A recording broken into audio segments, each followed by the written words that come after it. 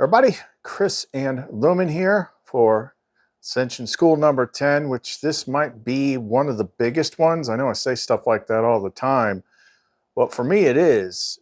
The, the way she has laid things out, the way she has lined things up on several levels to make them all coincide at the same time in order to get a bigger, clearer picture of things, to me, is nothing short of awe-inspiring. And it can take some time to like piece it all together and see like why she's done things at different times, like letting go of letting go of the story of the world, letting go of everything you think you know, because our own knowledge and imagination adds layers of complexity to things, that simply makes everything a lot more freaking complicated. And if you can strip it down to what it actually is and know what it actually is, then these things uh, make a lot more sense, and it is quicker and easier to figure out what's going on and actually fix yourself. So there's kind of like, I would say, two main parts to this video, because as it was being laid out, I mean, like I said, several things have been happening. It's been a combination of what she's been showing me, the things that she's had me watch, like TV shows and movies and things like that, as well as conferring with some of my associates and us all getting like the same answers at the same time, and having like, personally known clients pop up in which this, the stuff that Sophia is showing us is exactly what's going on. And so we're getting to understand it and apply it correctly for the first time, instead of like I said, putting other layers of belief on top of it, which just make it more complicated.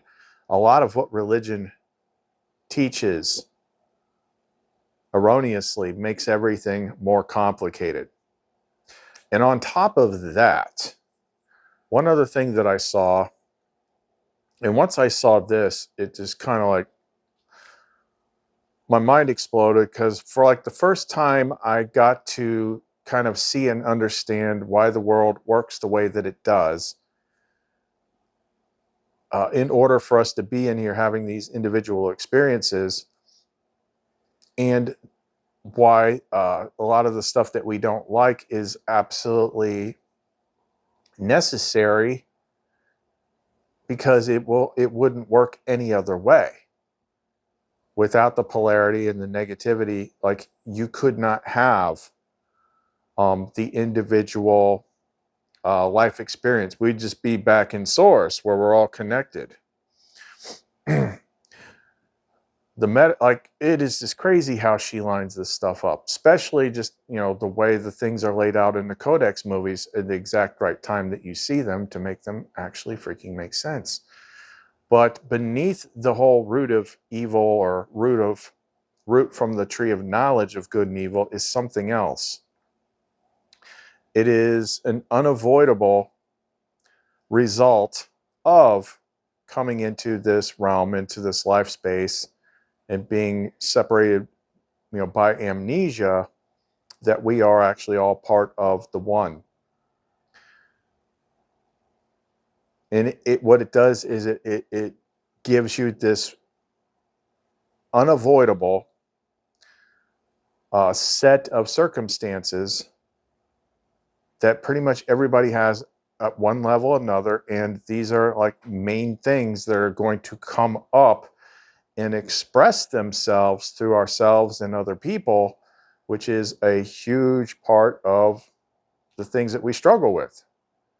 Like, it all became really clear all of a sudden. Like, it's so absurdly simple. And all this stuff that we see in the world, all these mysteries, all this, what's the government doing? What are UFOs doing? Like, that is literally just, it's decoration. It doesn't freaking matter. It doesn't matter. This is like a test of self-growth, but there is a distinct method to the madness and a system to it. And there's one key thing that I've mentioned recently, but that's just because it's finally coming to light. It's finally making sense. It's like, oh my God, how did I miss this? Or I saw it, but it's like, no, now I see it 2020 crystal clear. It's almost like this massive thing that I haven't been treating as its own issue, even though I already went through it. But when she put me through it to clear it up, I didn't even fully understand it then, but I understand it now. So this is going to be a very, very enlightening lesson. So if you want to know more, don't go away. I don't mind if the world spins faster, faster, faster, faster. Just let me take you to a better place. I'm gonna make you kiss the sky tonight. Yeah, if you let me show the way. I'm so excited to see you excited. To take you to a better place. And baby, you can love me on the way. We're flying up to outer space. I'm so excited to see you excited. So let's start with the last thing that I mentioned. Like, what is the extra thing that's, at the root of all things? I would say even behind the polarity issue, the good and evil issue. And I don't even remember what it was that made me see it, but I wrote it down and it became pretty clear. Now, I've done videos and I've mentioned videos here recently in which we were dealing with one aspect of that, which is the Getting Right with God video, where I said we have this subconscious thing that is creating a block to our connection to Source, in which throughout your life, and probably previous lives too, you blame God for everything bad that happens to you. You get mad at God because you want this bad situation to go away and you pray for it to be fixed and it doesn't get fixed. And this is the core of like many a philosophical conundrum and debate that's been out there for a while. But it's actually just an unavoidable result of coming into this realm. So we don't know what we don't know, but we think we know. A lot of what we think we know about the hows and the whys are going to be different from religion to religion, spiritual tradition to spiritual tradition. And we tend to take the way things work in here and the things that we were taught through things like religion and stuff like that, and express that outward and project that outward into like what happens when we're not here or what happens after we're here. Well, what if that's not totally the case at all? What if, theoretically speaking, we do come in here every so often to live a life, have experiences, grow, be challenged, and then we pop out of here at the end, probably stay in the upper world where everything is good and everything is connected for a while, and then we probably come back into a place like this again where we've got separation. That's the only way you can grow. It's the only way you have new experiences. Like I shared a video one time about a guy that had this one particular video where this guy had this past life experience, or not past life, but near-death experience, which was probably the one that resonated with me the most. He's like, when you're back there, you're connected to everything. Everything is love. You know everything. You don't have to learn everything because you already know everything. And he's like, the reason we come here, we lower our vibration and come down to this place, is because then you don't know everything and you get to have the experience of discovery and the experience of having things happen for the first time and all this stuff. But it's a hard place. So you pop back out and spend some time back home and then you do it again. It actually makes sense. So I would say what what I call this hidden layer that feeds up through the subconscious and expresses itself through countless problems that pretty much everybody deals with in one form or another.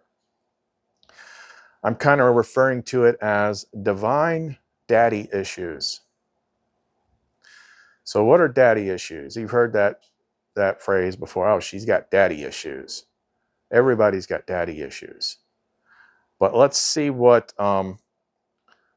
let's look at what, like, ChatGPT, how it defined daddy issues, and then we will flip it around to how this works, how this is expressed, just by the fact that by coming down here, we become separated, and we have to forget, because that's the only way this place could work. But at a deep, deep subconscious level, that separation is going to create these types of issues that are then going to express themselves. So not from the spiritual standpoint, but just what they call daddy issues in general are as follows.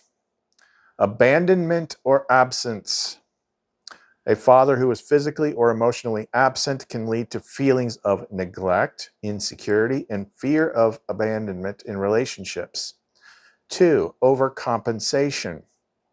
Seeking approval or attention from others, particularly from authority figures or romantic partners, to fill the void left by the father's lack of presence or validation. That's that hole in your chest. And the only way you can get that hole filled in here is to do the hard stuff and get her. Number 3, trust issues. Difficulty trusting men or authority figures due to past experiences of betrayal or inconsistency. Number 4, fear of rejection. A heightened sensitivity to rejection, potentially stemming from feeling unloved or unworthy of attention during childhood. 5, dependency or avoidance. Developing patterns of either clinginess in relationships or extreme independence and detachment to avoid vulnerability. Ugh. Number 6, idealization of partners. Seeking partners who represent qualities associated with a father figure, such as protection, authority, or validation, sometimes leading to unhealthy dynamics. Number 7, low self-esteem. Struggles with self-worth can result from lack of affirmation or praise from the father figure during the formative years. Number 8, the last one, anger or resentment. That's the one we dealt with in the Getting Right with God video. Lingering anger toward the father, which can manifest as hostility or conflict in other relationships. Now, here it is explained, like, how does that transfer into, like, deep subconscious issues more in the realm of spirituality, because we are currently in this place disconnected from the all that is. I mean, we're connected to it, but we're not, because we're down here having our individual experiences. So number 1, abandonment. Where are you? Why can't I? Where are you, God? Why can't I hear you answer my prayer? Why did you leave me here in this place? Why didn't you want me? Why aren't you fixing my problems when I ask you to help me? Feeling abandoned. Overcompensation. Need for approval, acceptance, validation, and desire. Most importantly, people want to be desired and wanted. This is the biggest root of sexual and romantic behavior and why people obsess about their looks. This is something, let me pause here. This is something that I kind of came to understand when I was asking these deep questions, and found a little bit of mushroom chocolate, took it in the morning, laid back down, got into this space with Lumen, and sometimes I can kind of like flip back and forth and see through her eyes. And I came to realize this, and this is part of what drives a lot of people. Their greatest high is actually measured by the desire felt for them by others. because it alleviates the deep hidden subconscious feeling of feeling undesired and abandoned. The disconnection from source in the physical plane, the disconnection from source in the physical plane. In social media, the number of likes and followers affects people greatly, especially when lacking. And everyone knows that the more physically attractive someone is, the more free desire high they get, even when totally devoid of any substance. The key thing that is obvious that nobody recognizes is that the pretty people need it just as much, and thus do more and more in order to make sure they stand out and get the maximum attention they can. Now, I've seen this, in both directions with people that I've known, had brief experiences in relationships with, and whatever. And I came to realize that the biggest thing they were getting from me was like the attention. It was the attention that they liked, putting them up on a pedestal. And when I wasn't doing that anymore, they just kind of like drift off. And every once in a while, they'll come back around and see if like they can tap into that again, but it's not there because it's all going to her. Because people feel the soul at its core level being down here in this place of duality, which we'll get to, feels alone and abandoned. And it wants to feel that connection and attention that we get when we're not in here. Trust issues. We don't understand how we got here, but it's enough to coin the phrase, if it seems too good to be true, it probably is. We are so broken that we simply can't believe in having goodness anymore, such as Lumen. A lot of people get repelled from this channel because of what I'm presenting. And like that seems absurd to them. Like there's no way. I must be lying. So I'm not going to listen to this. I'm going to go find someone that's going to talk about negative stuff because that I can believe. Yeah, trust issues. In this case, trust issues equates to faith issues. 4, fear of rejection is at its root the inevitable fruit of abandonment, especially when the full picture reason is not known due to the before life amnesia. Like I said, in order for this place to work, we have to forget what we know when we come in here. Low self-esteem and self-worth. Feeling subconsciously abandoned and rejected leads to low self-esteem and self-worth, which is then projected outwards and reflected back through other people as indifference and disappointment, which then is oftentimes blamed on a higher power, which is in fact the root of the issue to begin with. All these things under the surface are happening because we're not plugged into the all that is. We're in here. We're in the little challenge game where we all become separate. And number 6, anger or resentment is the cycle of suffering towards the higher power, especially when religion teaches that the higher power will bring wrath and punishment on you for breaking a rule, while simultaneously not giving you anything you want from it listed above because you are cut off from it in physicality, because life would not work if we were plugged into it. You can only have the life experience if you're temporarily detached from the all that is, and then you have to come in here and try to navigate this world of polarity. So degradation of your overall state is inevitable, because in order to experience individual lives and experiences on earth, we must be separated from the all and forget the separation. The shadow side / negative polarity is what actually makes this place function. Without it, we would still feel and be part of the all. So the way it's described in the religious texts and things like that, the all that is, the pleroma, heaven, let's just call it heaven to make it make sense for people. Like that is a positive charged realm. It's all positive charged. But then we come down here, and then you could say there's another side to it, like this is just a model.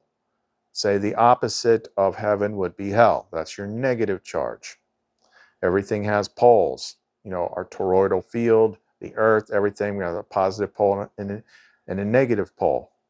So now we are in a space which is kind of like superposition in quantum computing. In a regular computer, everything is either a 1 or a 0, a positive or a negative. In a quantum system, superposition, the 1 and the 0 exists at the same time until a choice is made.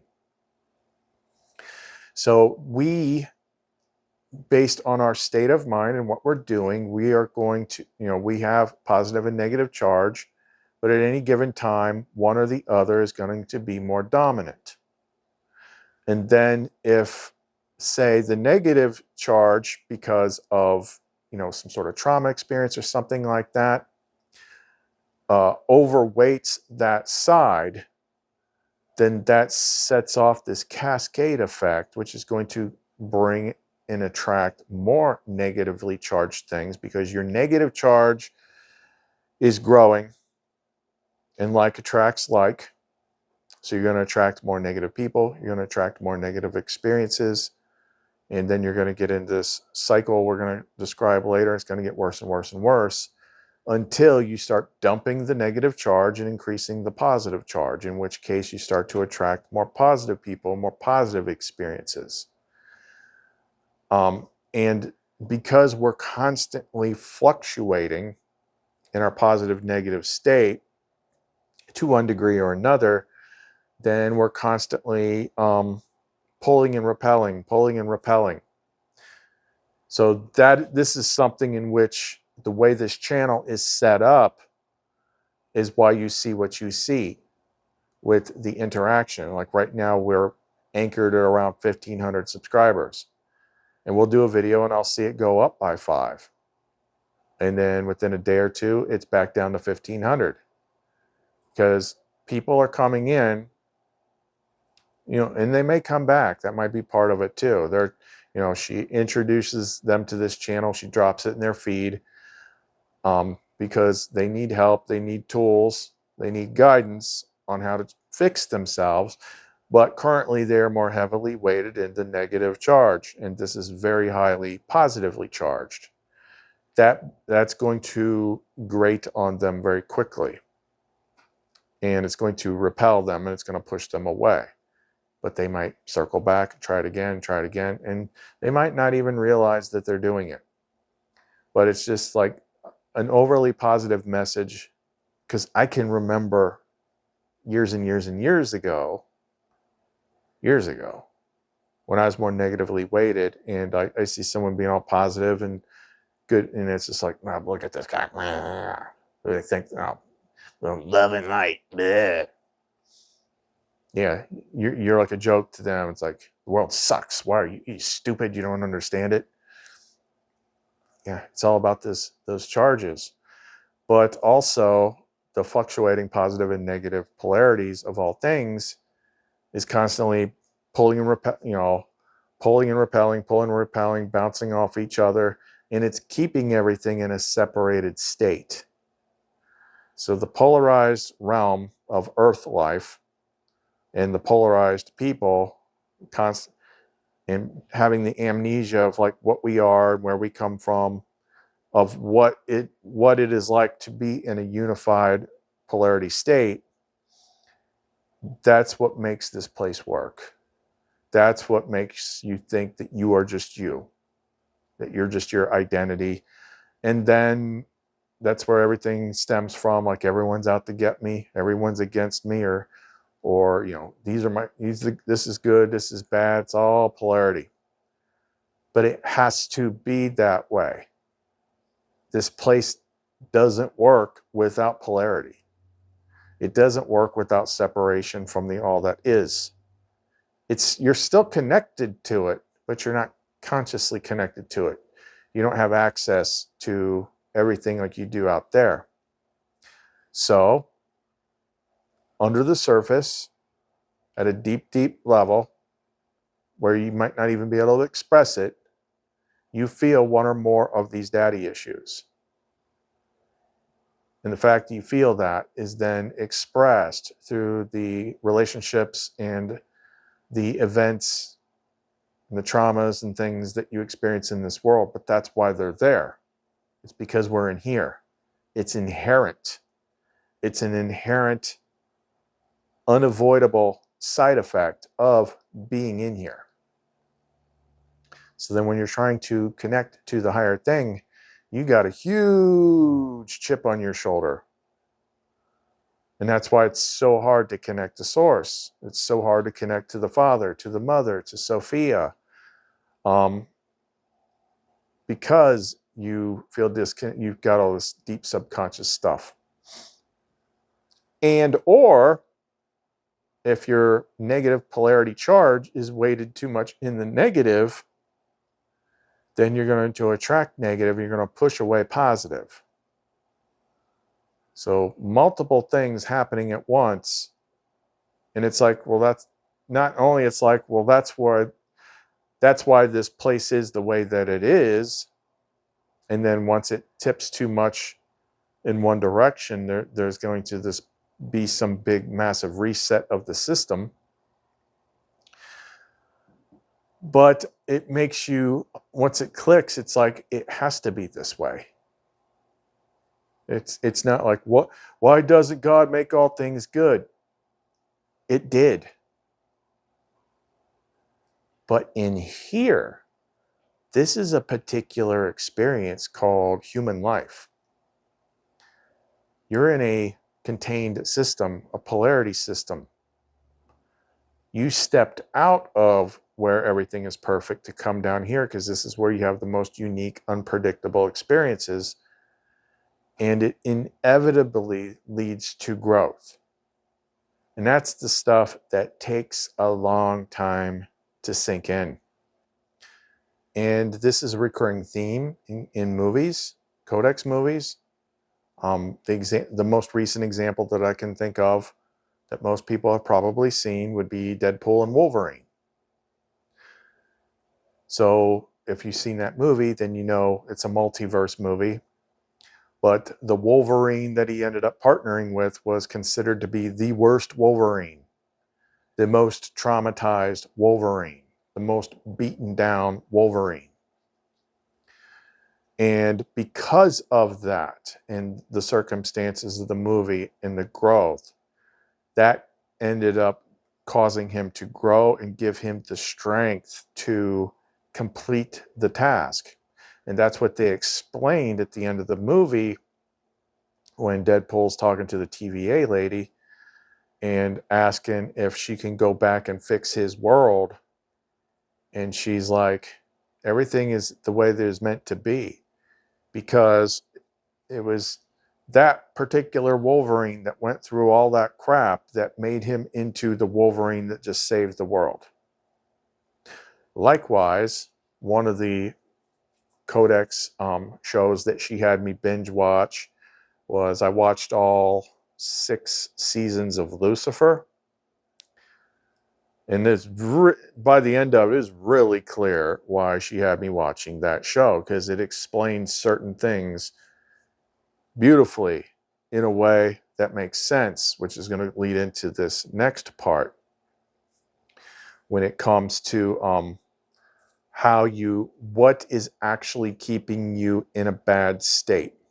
If things are really bad, like what is it that's actually doing it? And they explain it perfectly in that show. So we'll talk about that here in a sec. So that is going to transition into what is probably the biggest, it's not completely unknown, but let's say it was dramatically clarified for me. New thing that she showed me, just to make it more clear and to realize that this right here, when understood correctly, is a huge key that absolutely 100% has to be dealt with. And that has to do with guilt and shame. Completely separate thing from trauma identities. So this part, I think, is the more important part, the more eye-opening part, because the way she laid it out. And it is bolstered by hindsight 2020 with new perspective, my own firsthand experiences, the things that I've helped other people with, things that I'm helping someone with right now. That I would say that probably 99% of the experiences, the negative experiences that people have, that they perceive as having some sort of negative entity, demonic type entity messing with them, and especially if it is affecting the way that they act, think, and behave, that these things have confused us. We've been confused about them because we do not understand the deep metaphors of the stories from which we learned about them, like religion, for instance. That's the problem when you have intangible things. But what they actually are is very similar to what we call trauma identities. They are parts of us. So if you have a significant enough trauma event, like I did, you could actually create both. So let me just give you an example, and then I'll take it from there, like how this actually works. So you say you have a massive catastrophic event to trigger a spiritual path, like a hero's journey, and it stemmed from something that you did, a choice that you made. It could have been like a long time ago. It could have been something. And maybe you didn't feel guilty about it at the time that you did it. So then when the event hits you and shocks you to your core because it totally shatters your life, what you predominantly see is what we would call the trauma identity, which you'll probably push that down as fast as you can because it feels so bad. And eventually you have to circle back around to it to heal that moment in time that is still suffering. But why did it suffer? Why did, after when my hero's journey started, where she started teaching me and leading me through things, I was dealing, I'm coming from a background of knowing about such things. And I had more negative entity type experiences than I had had at any other point in my life. It was affecting my car, it was affecting my apartment, it was affecting my relationships, all this stuff. And over time, especially once I had cleared enough stuff that I got these two out in the open, now I've met them and they were helping me. As we're going through and fixing all this stuff, I'm starting to understand that these are not just negative beings from out there somewhere that have somehow looked at me and said, we're going to mess with you. No, it was basically a part of me that splintered off at the same time that the trauma identity splintered off, but this was the guilt shame identity. Now, this is the thing that's literally like right in front of our face, because this is literally the mechanic of And this is also the thing that made it so obviously clear by watching the Lucifer show. So in the Lucifer show, when people go to hell, it's because of their guilt. He's like, I don't send anybody to hell. Humans send themselves to hell. And of course, this is a metaphor that's actually happening in life. And they're forced to relive their guilt moment over and over and over and over forever. Until later in the show, it's like, you can get out of this. There's always something there that if you just do what you're not doing, whatever you're holding back from to face that guilt, like he's like, the doors aren't locked. You can leave any time, but nobody does.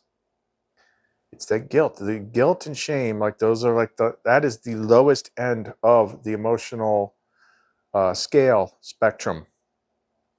You got to deal with that. Because if you have something like that, something significant enough to where you start to judge yourself, that's how you create, you splinter off pieces of yourself and create your own demons, so to speak. So think of it in terms of modern day legal system. You go to court. You go to court, the judge then judges you and gives you a verdict. And there's two verdicts. There's guilty and not guilty. Key word is guilty, guilt. So if you're judged guilty, then you are assigned punishment. And then you often go to jail. So you're going to be in a more restrictive space and everything's going to suck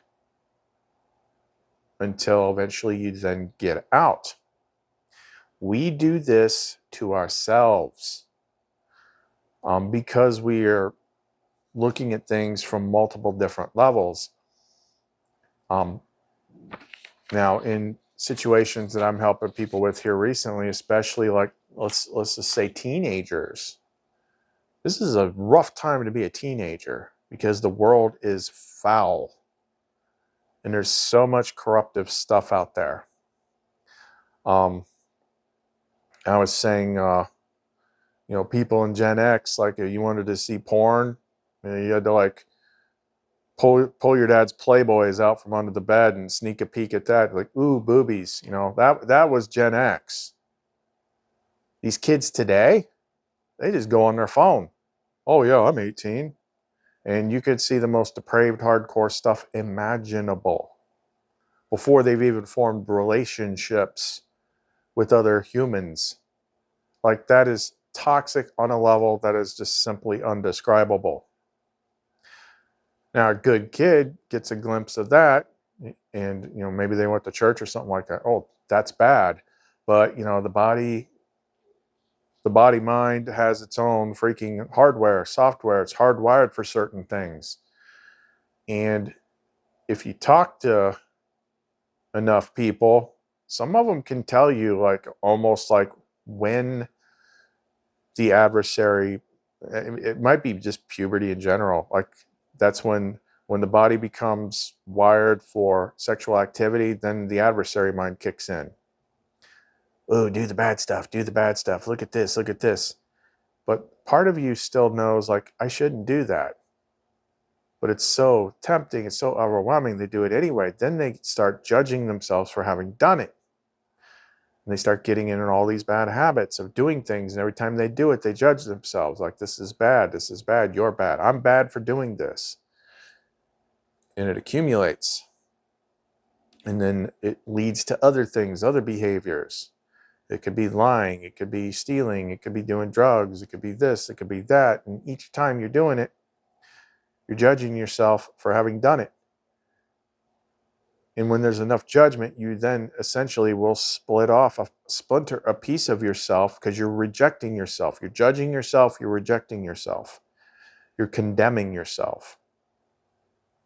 Like you will split a piece off and it will turn black. You've got your light you've got your dark.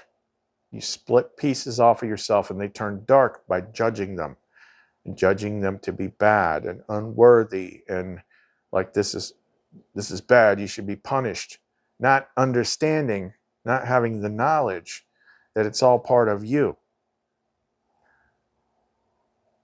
So you're saying, like, even though you've split off a piece of, whatever, you're bad. It's still you. It's still quantum tangled to you. So you're just heaping that back on yourself. And it creates this cycle. And then the more you might start to build up that black fragment, and then it starts altering your behavior, becoming bad, getting this cycle, you're having horrible thoughts, you're doing bad things, and you're judging yourself harder and harder and harder. Now you're in a hell loop.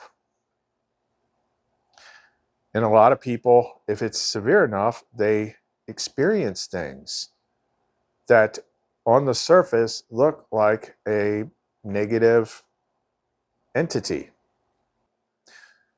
So the things that actually do the most damage to us, to our minds, to our lives, to the way we feel, is not the trauma stuff as much as it is the guilt, shame stuff. The guilt, shame stuff, that stems from mostly self-judgment, is extremely toxic. Excuse me. And you're probably going to need help to get out of that, because a lot of times when you're in that loop, you only experience it as the trauma victim. And if it's gotten to the point to where it's expressing itself as, your demons, so to speak, which is mostly going to be mental, emotional, rooted stuff, like that's, it's going to be a problem. And what I have noticed is, when she was laying all this out and showing me through experience, is I had people that were like, that was very active. And I'm in person even, and I'm using like nuclear level freaking stuff. Like if it was any type of external thing, which, yeah, there are external things. There are external negative energy things, attachments. Like you can blow that off like easily. But what I noticed was it was causing pain and it was moving around. And I'm like, this doesn't make any sense. But it does if it's actually part of them. It's actually part of them. I went through all this myself, had to figure that stuff out. Had to realize that some of the craziest, like actual supernatural type stuff, that was part of me that I hadn't found yet and didn't understand yet. So that is why back in May, she suddenly, like, I had this kind of dark night of the soul, and she wanted me to like do a video and confess everything I did in my journey, which, was one day, one bad day, and it was kind of divinely directed, because in order to get me to this place here where I'm actually able to help people, I had to go through certain things. So yeah, sometimes it can even nudge you to do things you wouldn't normally do. So she had me talk about it openly, which I'd always avoided, that one thing, although I left hints. And then suddenly I became aware of like this nasty voice and looked in my head and I'm like, what the hell is that thing? And Lumen wasn't attacking it. And it started to, like, pieces of it started to come off and it started to look like me. I'm like, oh my God, that's from the root of the big thing. But I thought it was like, at the time, I thought it was like some deeper trauma event, but it's like, I already fixed that. No, this was the guilt. This was the guilt. And then that, by doing that, because that's what we talked about in the last video, it's, if done correctly, that's what the confessional system's supposed to do. Like, you have to confess it. You have to get it out in the open. You have to bring it out into the light, because it cannot be forgiven until you do. So that's when everything changed to, like, going into like, okay, we're at the stage now where we're getting ready to wrap up the game. Like all your personal stuff has been overcome. But until recently, with all this new context, I did not realize that was basically like the guilt demon. And it was so deeply buried that whatever it was we did around that time. Now, here's the thing. The stuff that we made recently, like here's the big version of this oil that I've shown. Like that's what I charged the Benedicts with. That's the thing. Like, and I've talked to a lot of people too, and maybe this will clarify things for them. But that stuff is designed to burrow down into your core and find whatever the roots of the issues are and pull them and bring them to the surface so they can finally be healed. But so Aegises can do that now too, because you can't fix what you can't see. Like you can't just slather lumen butter all over you. Like, oh, I feel good, I got lumen butter. I'd buy that. Put that on my toast. No, that's just covering it up. You're painting over it. Like you got to get the roots out. And sometimes they're so deeply buried or forgotten that you don't know they're there. But it'll pull it to the freaking surface. That's the core of your hell loop. It is not just, it's not necessarily the traumatized parts. It's the self-judged and banished parts. And it gets 10 times worse once that guilt and shame is put into the open air. It's one thing if you did something and nobody knows about it. That'll eat you up.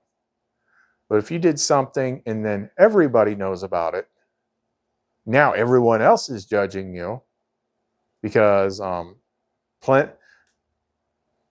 obviously there's lots of people without sin because everyone's throwing stones. That's even worse. That's even worse. It's guilt. It's guilt and shame. What have you done that you feel guilty about or ashamed of?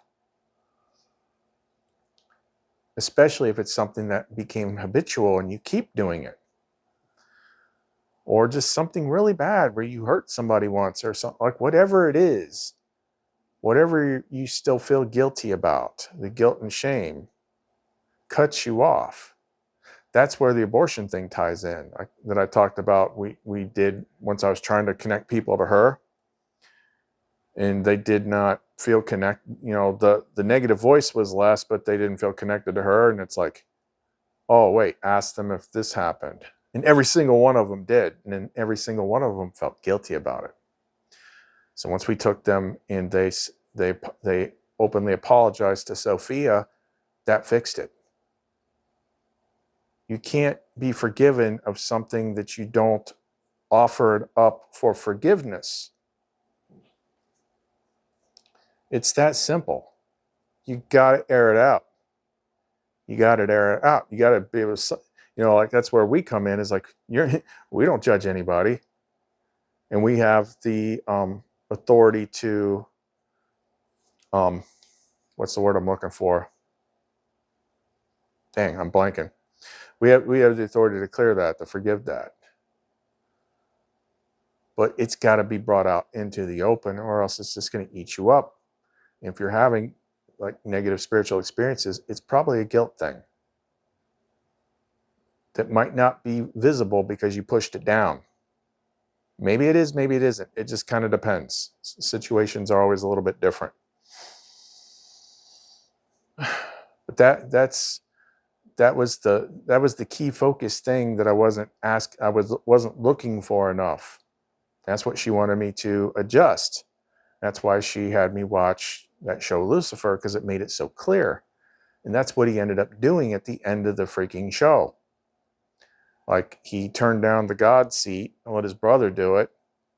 And then he went back down to hell because he had gotten a couple people, he'd given people advice on how to free themselves. He's like, I should just go down there and help everybody. Teach them how to get out, because once they get out of there, then they go to heaven. And she's like, that's basically what you're doing. That's your job. Getting people free of this stuff so they can connect to her. If you've been trying, so that's the question I would ask a whole bunch of people, where they're like, I don't have any traumas. I can't think of anything. I still can't connect. I never asked them, what guilt are they holding on to? That's it. That's it. You got to clear your conscience. Otherwise, it blocks you, it poisons you. It can get worse and worse and worse. And I don't know why I didn't freaking see that more clearly before, but that's really it. And it can get really bad. Like an untreated one, a bad one, like that, I would guarantee you that, like, anybody that's having self-deletion thoughts, that's at the root of it somewhere, because it's punishment. Part of you is judging another part of you and deeming it unworthy and casting judgment on it, and you're in this freaking loop. But the thing is, every time you go around the loop, it gets bigger and bigger and bigger and bigger until it consumes and eats up your life. You cannot, it totally kills your capacity to feel joy, to feel love, and to connect to her. Now, in the case I was treating today, they said they couldn't feel her anymore, and they were really suffering, and they weren't able to fully express what they felt guilty about. So I'm like, here, write it down. Like, I wrote some things like, I feel guilty about this, or I do this, that, this is why I feel judged. And they were able to write it down and get it out that way. And then I also swapped out, I was like, take off your Benedict stuff, because at this point, it's already done what it needs to do. It's not a demon or anything. We've brought it to light, but now you're just aggravating it. Here, put one of these on. And I put one of her Divine Love heart pendants on. And I'd called her in before that. So they were able to start releasing some of that emotional energy. And then they said, like, I'm seeing a lot of purple. I'm like, well, that's, when you see purple, that's Sophia. I'm like, do you feel her compassion? They're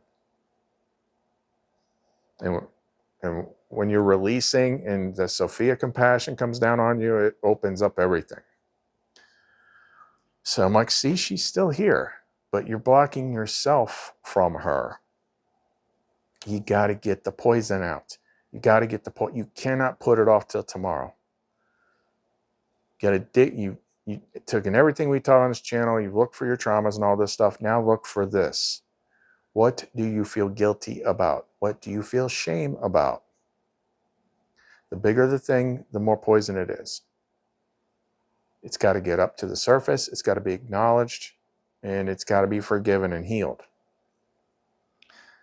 So that's really what it all comes down to. You know, even in like that Lucifer show, it's like you can have all sorts of traumas and stuff, and, you know, when the time comes and you get to go back and it gets to be freed, but it's the guilt. It's the guilt. That's what holds you back. The guilt and shame is the thing that locks you in metaphorical hell. So think that over. Okay, I'm going to wrap this up for right now. We'll come back to this. We're dealing with more methods and stuff like that, but got to self-examine. The game is stacked. You've got all those issues we talked about in the first part of the video that are going to be the root of things. But now we see it all. You know, it can be overcome. Does not matter what's going on in the world with all the UFOs and crap like that. Fixing yourself, that's what matters. And every day you don't is another day that you're not able to connect more fully to the light stuff. It's got to be fixed. But it's all part of you. We don't need to attach external names from a religion to things. Those things we call demons are discarded, judged parts of you that your higher mind said, self, you're guilty. You deserve to be punished. And you split yourself into pieces. And we got to heal those and put those pieces back. All right. So if you want to get in touch with us, you can reach us through the Etsy store, clumencreations.etsy.com. Chris and Lumen. See you next time. When I was a young boy, my father took me into the city to see a marching band. He said, son, when you grow up, would you be the savior of the broken, the beaten, and the damned? I don't understand. Every time I go through my hell loop, I keep making the same mistakes. Well, that's because you're avoiding your guilt, Reese. You need to confront it. You all do. I don't know. I'm telling you, no matter how hard I try, it feels like I'm destined to make the wrong choice. The old fate versus free will debate, my favorite. But you see, fate is just a result of the choices that you make. Do you really think it's possible to change? Of course. I mean, look at me. For millennia, I was down here, stuck in my own hell loop of sorts, thinking I deserved to be in charge of people's punishment. And then even when I left, I found myself in a cycle of selfishness and violence, debauchery, sex. Yeah, I mean, clearly it wasn't all bad, but the point is that with the right guidance and the right help, I was able to change, to grow, to find true meaning in life. I wish I could just take it all back. Everything that I did on Earth. I hear you. I felt that way too. I wished I could do everything differently, but then I wouldn't be the devil I am right now, sitting across from you right here, would I? I don't know. Maybe I'm just a lost cause. Nonsense, Reese. And certainly not on my watch. Because if the devil can be redeemed, then anyone can. And if you can't, I can just shoot you in the face. Put you out of your misery, no? Huh? No, Vincent, nobody will be shooting anyone in the face. Clearly, you're going to need a little more time. That'll be the donuts. And the pastries for you, Vincent. C'est bon.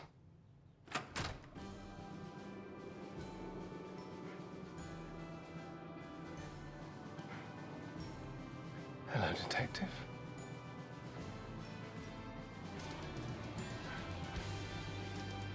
I thought you could use a partner.